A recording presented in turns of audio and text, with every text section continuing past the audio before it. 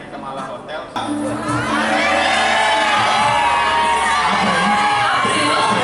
Dalam 1 tahun ke depan.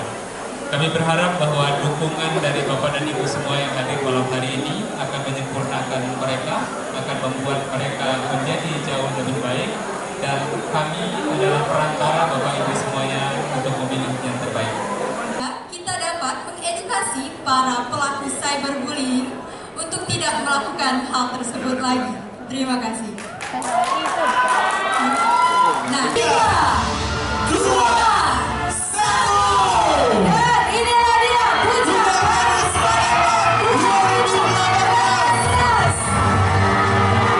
Kami ucapkan selamat kepada puncak dan Gadis Palembang 2018. Kami ucapkan selamat para budak gadis.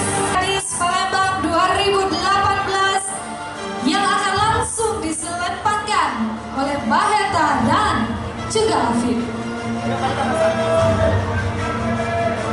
Baik, dan untuk menyerahkan hadiah Goodie bag dari GNA, voucher perawatan dari FG Dental, voucher dari